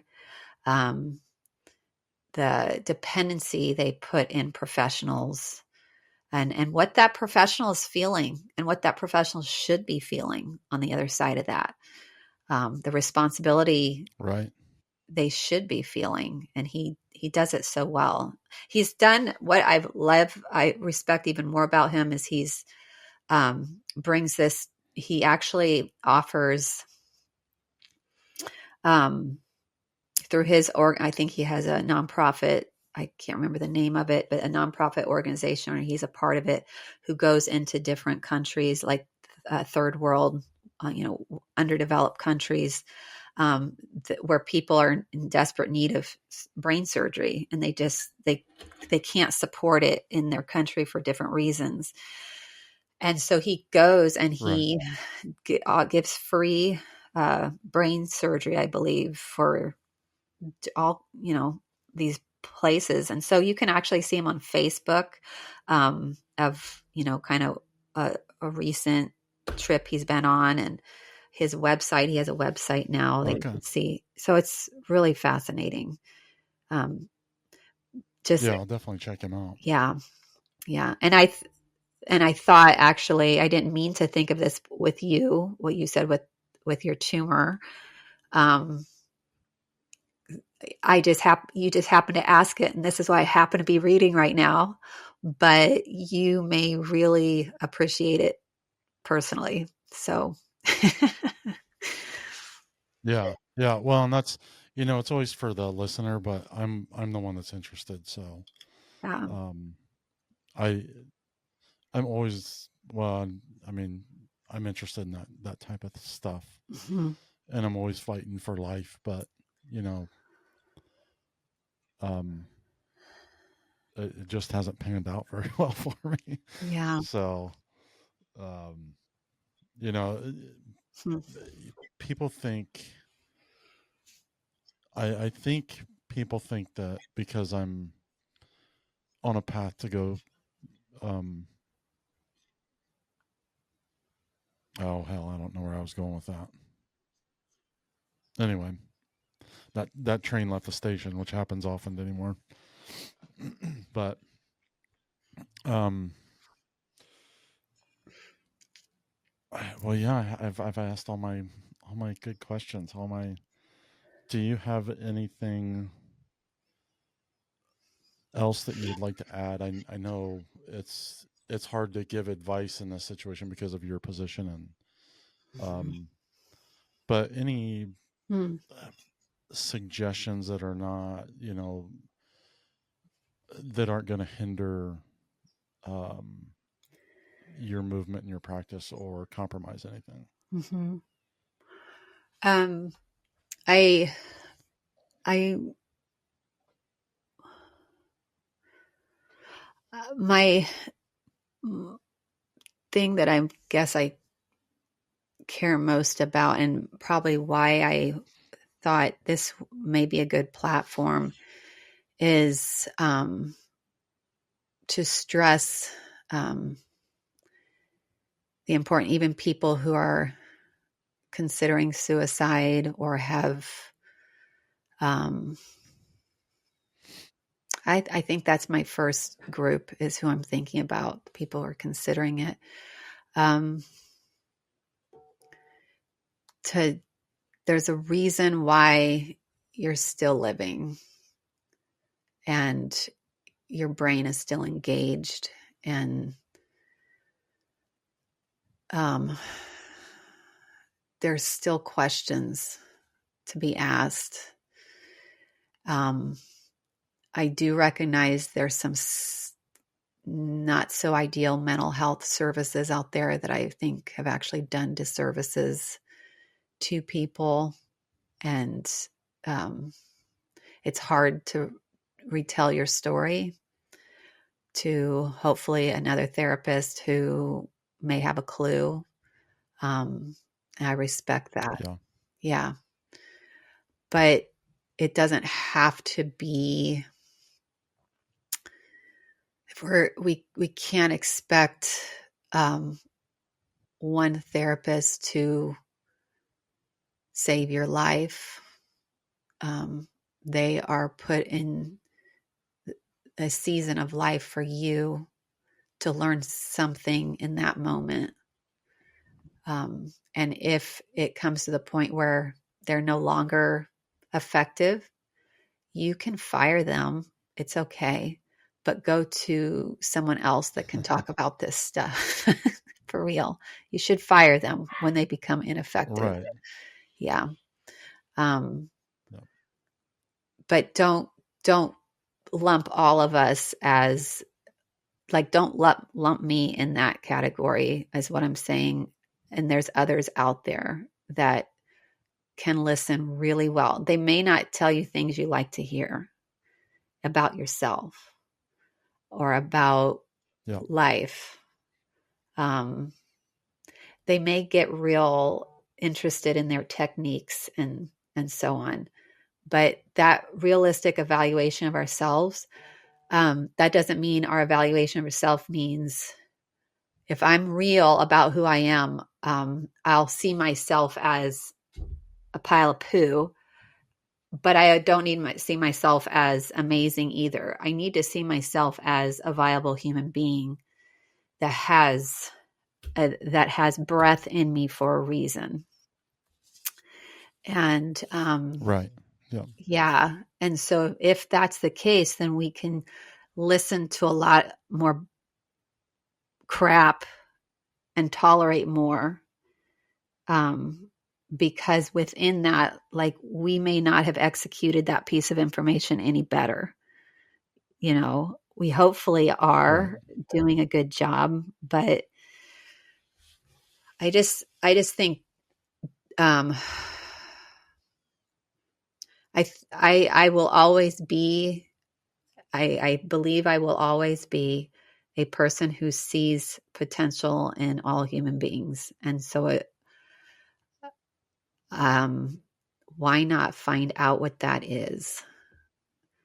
Um, that's my mission. Where do you think that came from? That viewpoint of kind of everybody's relevant, if I might be so bold to say it that way. Yeah. Yeah. So now I'm going to rein in my emotion because I feel that. Because I definitely didn't always see myself as like I grew up in a community that um, you couldn't get ahead unless you were associated with a certain family or a name or um, so your intelligence, your abilities. I was very athletic and I was actually fairly decent. Um, I was an intelligent person, but more creative. And I was often rejected, often misunderstood. I was a very sensitive person, and I just would notice the underdog constantly and feel for them. And I think growing up in a family where we lived as the underdog and but still loved each other because we didn't have the name and we weren't associated. And that's why I think I feel like so many people that struggle now with that have given up, um, they're not listening anymore to the cheerleaders that are in their life. And I think I just felt for the people that just weren't heard, because I was that person. And I still kind of am because I don't pick my career. I don't go out into public like I could with my career. And I don't specifically intentionally do things that could elevate myself just because it will take a toll on my family. And so Well, I think I know you say you don't want it to be about you, but everybody's story is important. So the relevance for me is that it may help somebody else to open up and not stay silent. Mhm. That's in any realm. And I know you're like, well, it's just about this subject. Well, just that subject be the might be the spark to start the fire for somebody. Okay. So I don't remember the question because I was so enthralled with, but what I don't. So can you recap on that? Well, sure. I understood you to ask, where did um, my uh, uh, mindset on seeing potential in people come from? Like Mm. it's a driving Yeah. force with how I work Yes. with people and just for myself. It's not just for people. It starts with myself, but um, it's because I did come from a very underdog, bunny ears background where um, I grew in a community where you were only acknowledged if you were by association. If you, and a lot of people, very intelligent, creative, talented kids were overlooked because they weren't a part of a name. They didn't have a name, a last name. And that was the norm for me until I went to a different school. I struggled with um, at age 16. I was suicidal. I thought of suicide, and Mm. not quite knowing, having the words or an explanation, just knowing, felt very discouraged. And as a 16-year-old does, like, um, I don't want to live like this type of thing. I don't like this. What's my, like, I, I don't, how would I say it? I'm just worthless, I guess, just worthless. Right. Like I can Yeah. never keep up with whatever that is. Yep. And, that was at 16. And I tapped into also like a spiritual side of me. Then I ended up going to a Christian school.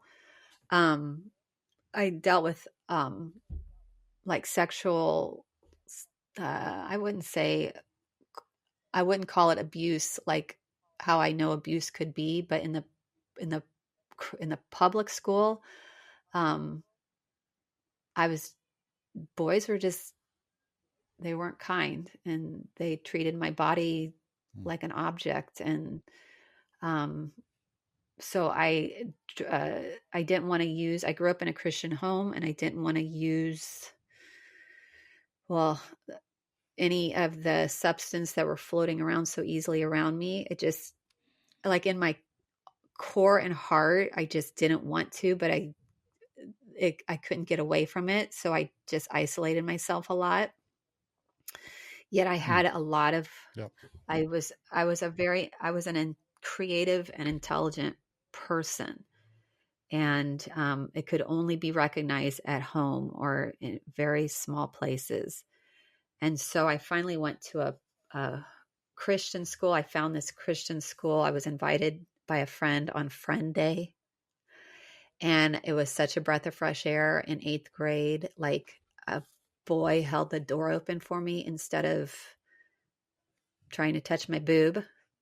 You know, it was such a Right. Yep. contrast of an experience that I went home and I just said, that's where I want to go to school. And my dad, because he was willing to pay for it, but he had to work 2 extra jobs to do it.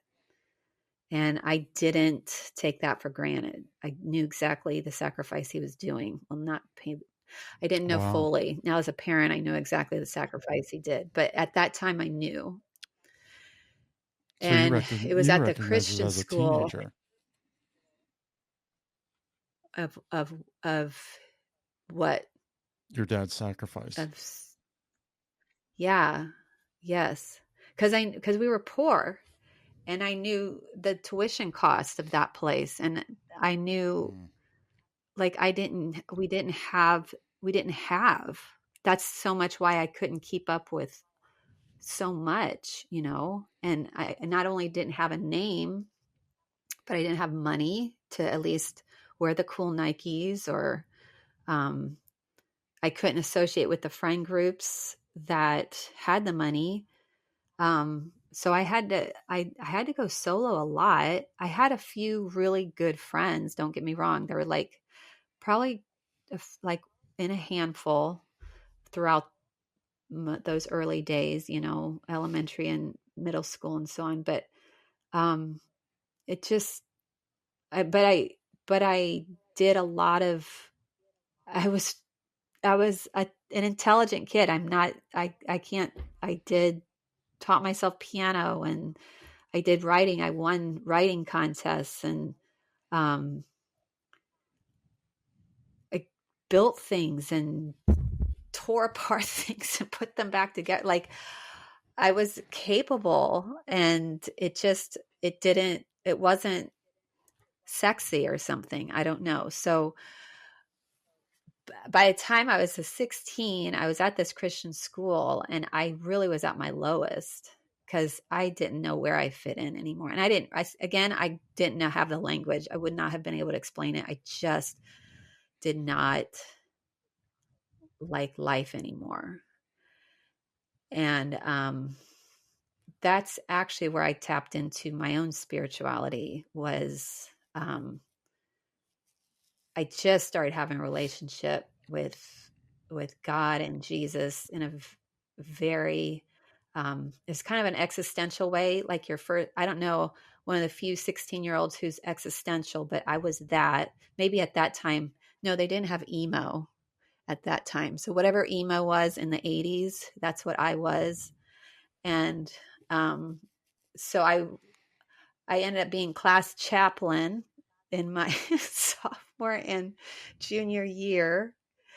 And that's what made the most sense to me, was our existence and understanding the meaning of life. And yeah, I'll get some math done for you if you'd like, but it, this other stuff matters. That's how I felt.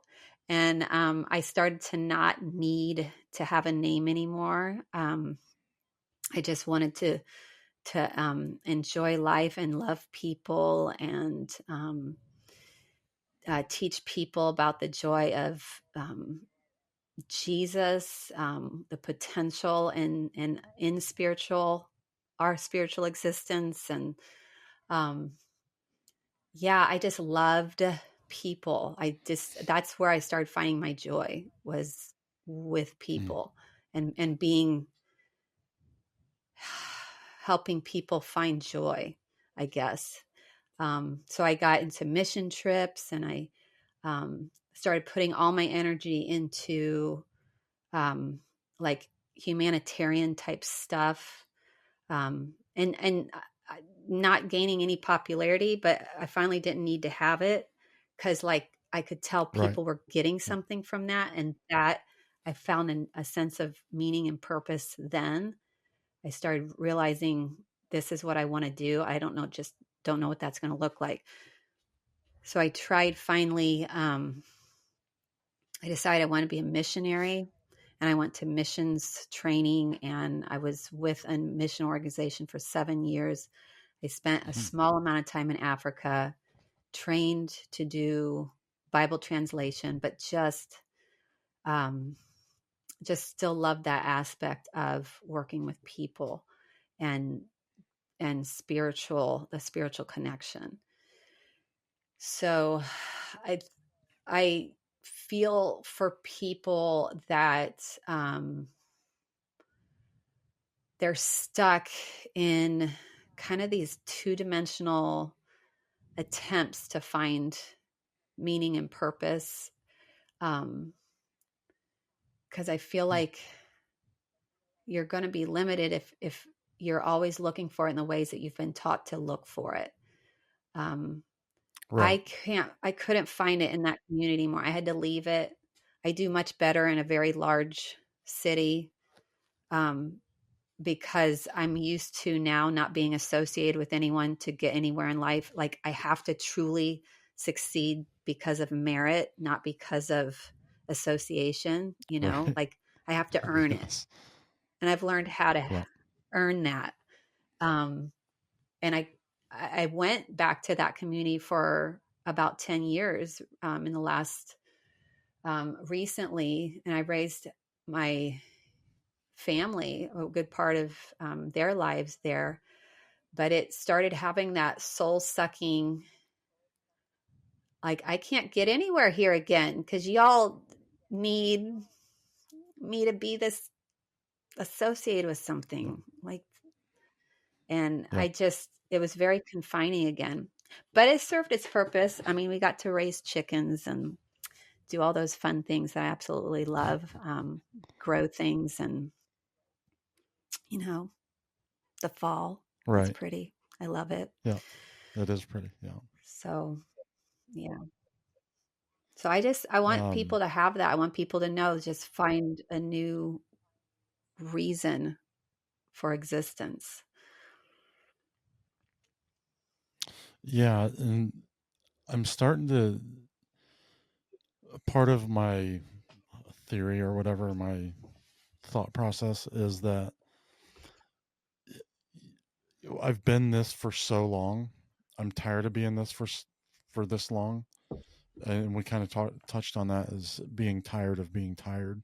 Basically, I'm so tired of being myself and this person, Mm-hmm. and I've kind of touched on this a little bit throughout the podcast, but reinventing yourself.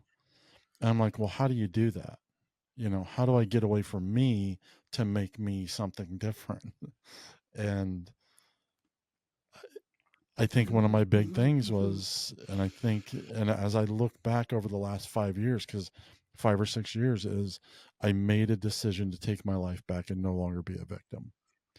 And in the midst of that, I still had all the same problems. I still had all the same um, things that would bring me down, all of it, financial problems, car problems, spiritual problems, everything.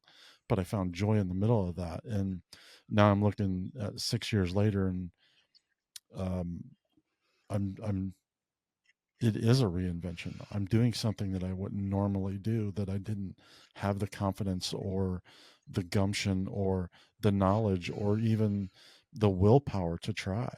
And I'm sitting here and I'm working till 2, 3, 4 o'clock in the morning and getting up at 8 and doing it all again out of pure passion. Like, whatever I fell Yeah. into, I for the first time in my life, I love, and it is one of the most taboo things in our country right now, as far as like outspoken, you know, context or conversation. It's just, Yeah. it's the like this lowly little poor piece of junk kid that got pushed through a system and had all these bad things happen to him, came out on the other side not a murderer or you know whatever I should have been. I did not become in that horrific world that I grew up in. I actually became something different, which is odd. So I was listening to as you're telling your kind of your story, is there's two pinnacle points right there, that, and they're not all the points, but a boy opened the door and your father sacrificed, and it changed the course of your life. So you had people listen to you, pay attention to you, see you, and say, this, I will do this for my daughter. I will do this for my friend. And it literally kicked your asteroid in a different direction, because what as you look back, it was there a potential of something different if you didn't go through this per se spiritual journey of moving to like a Christian school? Would that have looked very Oh, different, yeah. being Um, I was not attending school anymore. Like before I changed the schools, mm, was okay, slowly so it already not had going to taken school effect? anymore. Yeah, it was already, yeah, I don't like if my parents would have said, no, we can't, and just no, I can't totally predict the outcome of that, but I was not in a good place.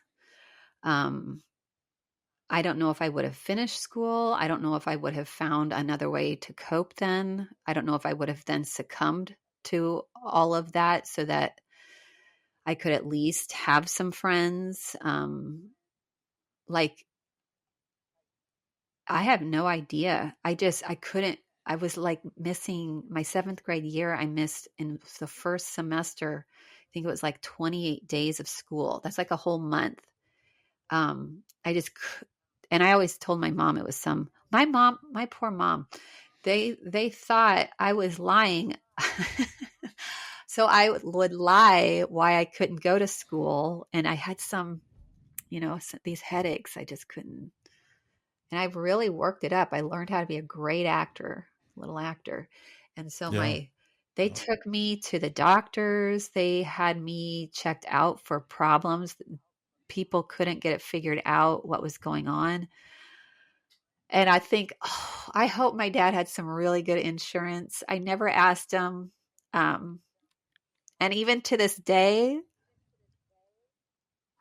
I have never admitted that to them because I feel so bad. Because Here's all because those now I co-pays back know, I then. already know the annoyance. Yeah, I know. I don't know. I don't know if they would ever listen to this, but, um, Yeah, I worked a lot at not going to school, and I could only imagine if they could not give me an option. And I know that's a case. I know my dad working 3 jobs was a sacrifice, but sometimes the parent can't adjust certain things, and they have to. I think Right. one thing that I my parents grew from a generation that uh, like the 80s, man, we didn't go to therapy when we were in the 80s. Like that was more rare. No. Yeah. It was for Yeah. people like me. Yeah. Let's save it for the nutty ones. Yeah, I would not, I would have benefited, but that my parents didn't even, that wasn't even in their vocabulary. So I don't know where I would have been. Hmm. Yeah, it's always interesting to see, like, there's the pinnacle points in people's lives that push them in a certain direction. You find that in abuse, obviously. It's a lot more pinpointed in an abusive situation, but when we start looking back at our life, and people with fairly good upbringings, they don't really pay attention to what got them to where they're at today. It's just they take advantage of the fact that they had a decent home, their parents were attentive, or mom was attentive, mom was loving, and maybe dad wasn't. But they don't pay attention to those things that the people. And I do the same. I've done the same thing my whole life. I've not paid attention to the people that came and walked beside me, even as family members, because they're just as important as the general population, as friends, as community. Yeah. When it Yeah. comes to upbringing the community of who you are. And Yeah. it sounds like you had a couple protection moments in there where you had experienced that this what you had experienced was not as normal, or was not a normal way to act. This actually being kind, generous, loving, sacrificing, that became more part of it. It invaded, or yeah, invaded your life instead of the negative parts Mhm. of being up to those points. Does that make sense? Am I making any sense on that? Um, yeah, I think of when you're saying that, I had never, so this is really interesting when you say that. I had not thought about it until when you said it, but that definitely my dad, but I'm thinking more of that kid that opened the door for me. Um, Yeah, it gave you a different perspective. what a simple, and I don't say that to make a great story. I'm saying that is actually what happened. A simple gesture, you have no idea what simple Hmm. gestures are doing for people around us. Like when he Right. opened the door for me, I just was very shocked. I didn't quite know what to do with it. I walked through it and recognized what was happening, but I was like, what was that? Why did he do that? And it stuck with me to this day. I mean, Yeah. like and Probably remember vividly. it like it was yesterday. Yeah. And so to underestimate um people who are not able to, like, and you said that so nicely, like, are we paying attention to the positive inputs in our life, or are we spending more focus on the negative inputs and Right. angry because of the negative inputs that are there? But are we recognizing those really profound, potentially profound, simple positive inputs as well? Yeah. Because those I can be life changing. Well, they are, and that's I didn't like. I've had people, as I look back in my life, and I've navel gazed for a lot of it.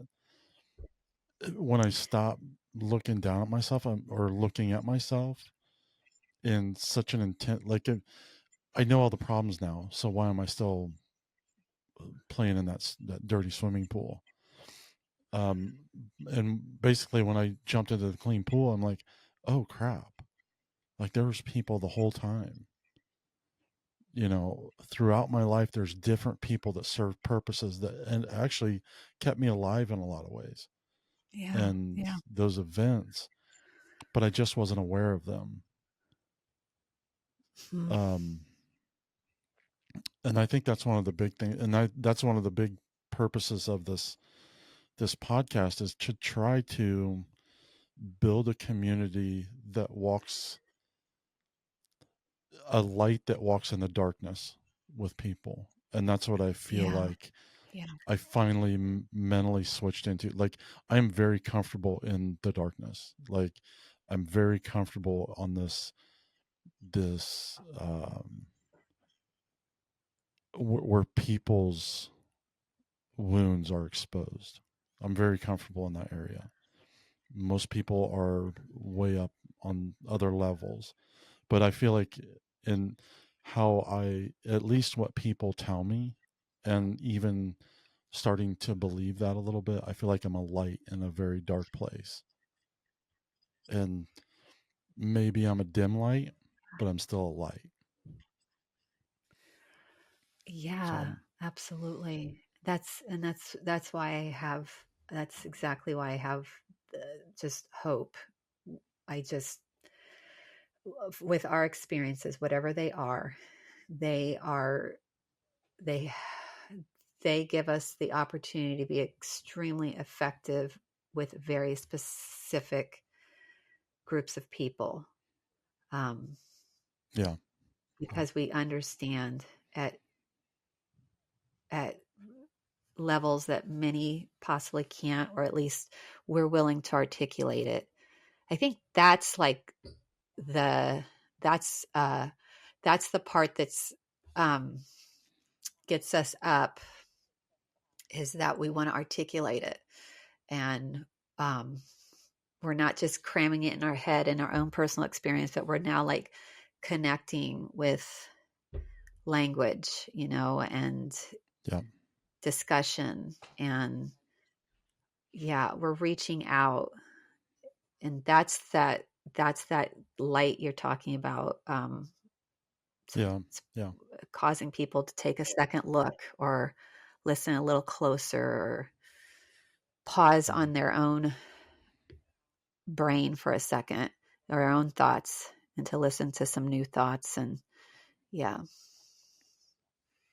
Yeah, and I think that's the whole point of, there's like, you can have all these emotions and these thoughts and all this stuff and you can be depressed, but now just step back away from yourself and take your emotion out of it. And that's where you'll find those things that you can accept and don't accept about yourself. Or like I mm-hmm. was so busy, I was so I preoccupied myself with being depressed so often. Now I'm depressed all the time. I'm okay with that. That's only 25% of my life. The other 75%, I'm looking for life. That's a big difference. Like all that Mm, 25% is the abuse, it's the sexual abuse, it's physical abuse, spiritual abuse, emotional, it's all of it. It's all encompassed in that 25%. And what somebody brings from the outside now doesn't affect that 25%. It's all part of that 25%. The things that I feel in the world is all part of that 25%. The mm-hmm, detriment, the war, the mm-hmm, hunger, the rape, the kids, the women that are trafficked, all this stuff is now part of that mm-hmm. 25% because I feel all that stuff. I know it's going on. I feel it every day. And I look into Mm-hmm. children's eyes and I'm like, this could be one that is in a bad situation. And we live in such a broken world. I'm like, it's not unlikely. It's 1 in 3 kids, something like that. 1 in 3 girls are exposed Yeah, to pornography and or sexually abused. 1 in 4 boys or 5 boys, the same thing. It's detrimental. Like what is wrong with our? And I feel all that because I've been yeah, partisan to some of that abuse. Um, I yeah. have no idea what that tangent was about, but So, Well, so that's what I mean by using the pain. That's how you use it. Is mm, you turn it into a, this mechanism of hope, of change, of life, of it's tangible. Now it's like, okay, I get what you're feeling now. Now I know I can talk. You can now talk about it openly because I'm not afraid to listen to it. And right. that can be profound. That's what this is. This was It's podcast huge. is to help people be able to Yeah. talk about this. Um, so that's the utility of pain is what I'm thinking of. Not expression, but the I'll tell you, utility of it. yeah. The other thing, based on that, one of the big things I've been doing has been doing self therapy with this microphone. So I'll Mm, record my frustration, my anger, my heartbreak, everything, and I'll go back and listen to it. And even when I'm like my rage, I'll put it on audio because how I look at how idiotic I can be when I'm angry, and it actually is pushing me in, like I'm taking a very very hard look at myself consistently because I'm forcing myself into that position. Um, if people recorded themselves, they probably wouldn't say half the crap that they do, and that's what it's like hmm, doing to me right now. It's like, there's the other facets. I've got spirituality and meditation and prayer and coffee and whatever, but then there's this, I call them therapy sessions because I'm just hmm, talking to myself or the hmm, computer. I hmm, even record my, like, on video now because I'm like, these are your hmm, emotions. What are you going to do with them? Look at yourself. Is hmm, this, hmm. it's that I'm just taking that constant hard look at who I am. Yeah, yeah, Um, yeah. That's, man, that's, I'm glad. I'm glad. That's what it's all about. Yep. Our lives are not about a vacuum. They really need to be, we're social creatures. We need to be reaching out. yeah. Yeah. And people are like, well, I don't like my own voice. Well, nobody likes their own voice. I don't think I have a, like, overly comfortable voice when I'm listening to my own, but it is really helpful for me to realize who I am and how I come across. And then look at those frustrations from an adult perspective, and it's like, okay, now you're just being, this is the child in you. So I can pick apart, I hate to say it that way, I can analyze my behaviors and then start to produce solutions on how to fix those behaviors a little bit at a time. People are looking for instant, you know well, I went to 3 counseling sessions and I don't feel any better. No, you're not gonna. Like, you're gonna be in this for a while, and that's one of the things I wanted to ask you about, because I know we had talked about this a long Mm, time ago. There's this progression of counseling that people don't really understand, and I was always mm, very, for the most part, very consistent with my therapy because I was concerned about my own mental health and I wanted to be the best I could be. So I tried to be very on time and, all that good stuff, mhm, and show up every week and not make excuses and come with what I had been working on within the last week or the couple weeks before. So mhm, I don't think there's a lot of investment for people when it comes. They think they want something too quick. mm, And that's what I was going mhm, to ask you about. What's that progression look like? I know there's some mm. statistics on how that, like, after 1 year and after 2 years and all that stuff. Oh, yeah, yeah, yeah. Uh-huh. There's the way they're actually um there are actual numbers. We call this in the clinical world, we call it the dose theory. But it's how much time is predicted to reap a certain level of improvement of symptoms, how many sessions, how much time invested, and so on can be predicted. And insurance companies actually base their session allowance around this number. So we need to be able to, and it's because it's been a proven number. If the therapist is doing their job correctly, they'll be, let's say, administering one type of treatment, like CBT, for instance. They'll be administering that 6 to 8 weeks. They'll be um, about 50% decrease in symptoms. It's either 25 or 50. Now I need to go back to that. I know after 26, after 26 sessions, I believe that's maybe that's the 50%, but 26 sessions, that's about 6 months. And you'll be receiving about 50% reduction of symptoms. And then after 52 weeks, you're expected to see 75% reduction in symptoms. Well, 52 weeks, so anticipate a year. And that's if the therapist is doing the model correctly, if they've aligned with the client well, so you have that good working relationship together. Right. I mean, there's lots of variables that we have to make sure we're able to prove that are being done. And it's a weird measuring because it's like, I don't know. It sounds weird to me, but I like to measure things because that's, yeah. Well, a client has to And be honest with you it was in able the to be beginning also. measured. What's that? What's that? A client has to be honest with you in the beginning also, in order for you to Yeah. institute that.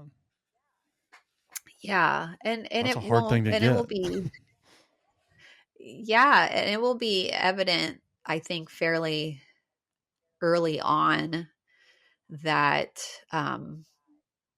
we kind of factor that in though in the beginning, because Okay. that's hard. That's hard to tell someone the whole story, you know. It is. And sometimes it's hard for to maybe even know what to say in the beginning. They just want help feeling this way because it, or they need help in this area of their life because they notice it's not doing well, but they don't really know then how to describe their part in it, you know. And so, Sure. yeah, the process, what people can predict if they're truly interested in progress, is to allow for a relationship to build in about 6 to 8 sessions. And when I say sessions, I mean weekly sessions. So Right. give it about, Consistent. yes, 6 to 8 weeks. So picture that it's about a month or two, which is what we do as anyone. And it's the most different type of relationship that you'll have with any healthcare provider is with your therapist. So you're getting to know that therapist and they're getting to know you, and just allow that time. Give yourself 1 to 2 months, 2 months, sometimes 2 to 3 months to do that. And come in with work on the stuff they give you. Try it, tweak it, argue it, say you don't like the homework, challenge the therapist, let the therapist challenge you, ask questions, just use it as information gathering and an exploration. And it's usually around that 2 to 3 months is when you all start figuring each other out, how you work well, and what's effective for you. And then you go do that for the next 3 months. And that is your 6 months. That's your good 6 months of working with a person. And then you get to reevaluate. Have we, we'll have to say, have you accomplished your goals? And do you feel like you've accomplished your goals? And then we look at that and we say, are there other things we want to address? Or no, I don't. I still feel like I'm struggling in this, but that's another amount of time, however long you want to continue that. Right. So it can be, and then at some point you don't need that person as much, because if we're doing our job correctly, you're actually able to move on in life and you have now Right. learned stuff about yourself to function in life differently. And you kind of start wrapping up then. But it doesn't have to be on like lifelong. It can be definitely be a resource. If someone can see me, like everything lines up what has to be, then I get to see that person from time to time. But sometimes I never see anyone. Most of the time I never see my clients again, most of the time. Right. And I Right. have memories, and I always wonder, how are they doing? Um, Yeah, but that's got to be tough. it's sometimes, yeah, because Yeah. some stories feel like they were left undone. Um, Mm. but I, the most of the time when therapy ends, like everyone feels like we got some work done, and I feel better. I don't, better is Right. meant to be kind of vague, but like whatever that better, like I feel like Like you, something yeah, happened. Yeah. you did what you came to do that day. You did the work. Yeah. Yeah. Yeah. Yeah. So that, like, that, just have that as a realistic expectation with therapy, like good therapy. It's going to take some Mm-hmm. time, but you got a person Yeah. that truly they're invested in you. It's not like a relationship that's like, um, it's not like any other relationship. It's Right. it's one where they really are invested in your progress. They truly are Yeah. invested in your progress.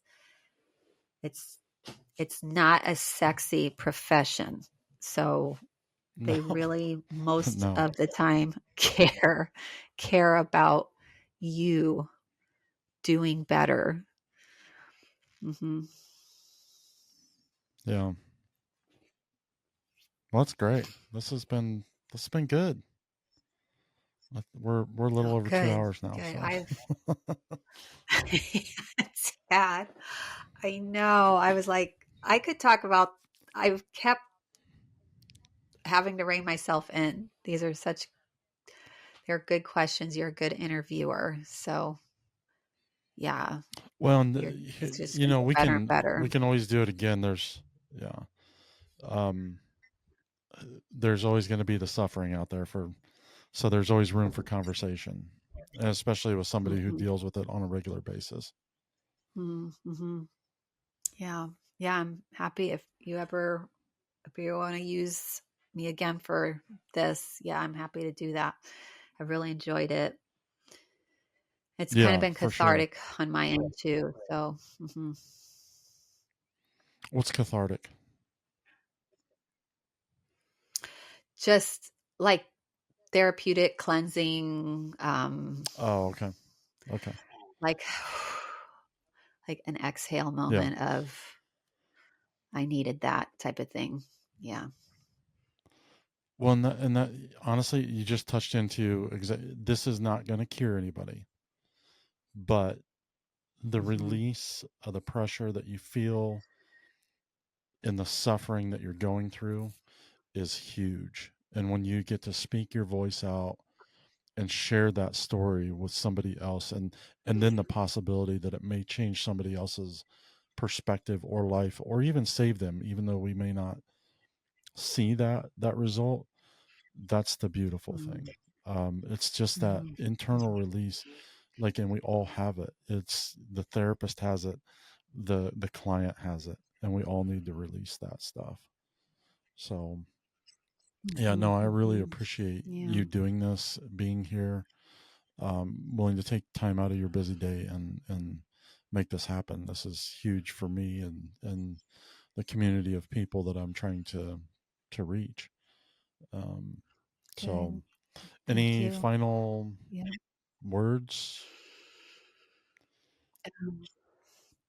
No, just thank you. No? That's it. Thank you for the opportunity. Totally been a pleasure. Yeah, for sure. Yeah, thank you. Well, we're going to get off here, and then I'll do my... Well, thanks for joining us on this episode of The Suicide Monk. Our website is www.thesuicidemonk.com. And if you listen on Spotify, please go like and subscribe. It helps us get the word out, and it allows us to reach people who want to tell their stories. So, yeah, please go like and subscribe. And all mental health hotline links are below. And just a reminder, I'm not a counselor or a therapist, just a guy that struggles with suicide ideology, and I'm having conversations about it. So thanks for listening, and thanks for joining. Love you all, and I'll see you on the flip side. Suicide Monk out.